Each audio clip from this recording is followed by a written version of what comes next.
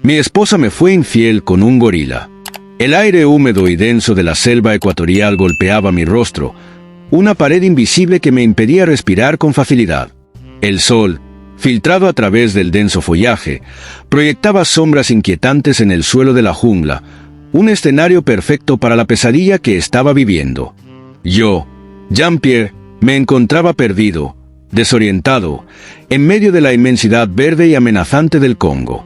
Mi esposa, Sylvie, había desaparecido hacía 3 días. Sylvie era una primatóloga brillante, una mujer apasionada y decidida, capaz de enfrentarse a cualquier peligro con una valentía que me inspiraba y me aterraba a partes iguales. Habíamos llegado a este rincón remoto de África juntos, con la ilusión de estudiar una colonia de gorilas de montaña. Nuestra vida en la jungla había sido una aventura constante, una experiencia que nos había unido aún más, a pesar de las dificultades y los peligros. Su desaparición había sido repentina e inexplicable. No había dejado ninguna nota, ningún mensaje, ningún indicio de dónde podría estar. Los miembros de la expedición, con su experiencia en la selva y su conocimiento de los peligros que acechaban en ella, habían buscado a Sylvie sin descanso. Pero todo había sido en vano. La policía local, con sus recursos limitados y su escepticismo habitual hacia los casos en áreas remotas, había archivado el caso como una simple desaparición, una víctima más de la implacable naturaleza africana. Pero yo sabía que algo no encajaba. Había algo en la cabaña, algo que me decía que Sylvie no se había perdido simplemente. Había una extraña sensación en el aire, un olor peculiar, un olor a almizcle animal, mezclado con el perfume delicado de Sylvie. Y luego, lo vi, una sola huella, una huella enorme, impresionante, en el suelo de barro cerca de la tienda de campaña. Una huella de gorila. La idea me heló la sangre. Era absurdo, increíble, pero la evidencia estaba allí. La huella era demasiado grande para un gorila común, demasiado humana. Había una precisión en su forma, una especie de deliberación. No era la huella de un gorila salvaje, sino la huella de un gorila domesticado. Los días siguientes fueron una agonía. Recorrí la selva sin descanso, gritando el nombre de Sylvie, con la esperanza de encontrar alguna señal de su presencia.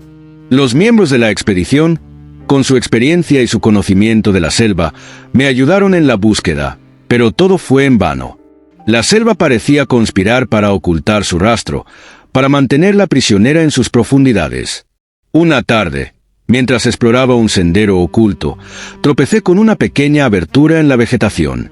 Me adentré en ella, con el corazón latiendo con fuerza en mi pecho, y vi una escena que me dejó sin aliento.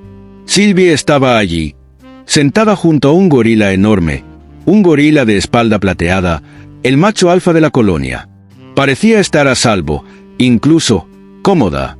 Sylvie, al verme, se mostró sorprendida, pero no asustada.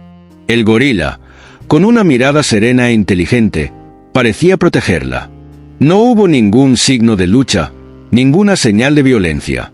Había una extraña complicidad entre ellos, una conexión inexplicable que me dejó completamente aturdido. Sylvie me explicó que había encontrado al gorila herido, y que lo había estado cuidando durante semanas. Había establecido una conexión inusual con el animal, una conexión basada en la confianza y el respeto mutuo. Ella admitió que había pasado noches con él, durmiendo a su lado, compartiendo el calor de su cuerpo. No era un acto de infidelidad en el sentido tradicional, sino una conexión profunda y compleja con un ser salvaje. Una conexión que desafiaba mi comprensión del mundo, una conexión que me obligaba a replantear mis propias creencias sobre el amor, la fidelidad y la naturaleza misma de la conexión humana.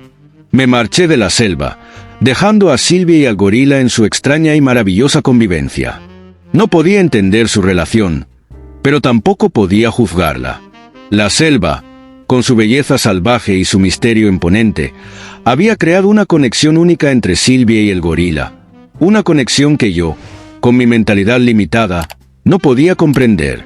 El silencio de la jungla, un silencio profundo y enigmático, es el único testigo de mi pérdida y de su extraña, incomprensible, unión. Una unión que me dejaría marcado para siempre, una cicatriz invisible en mi alma, Un recordatorio constante de la complejidad del amor y la naturaleza impredecible del mundo salvaje.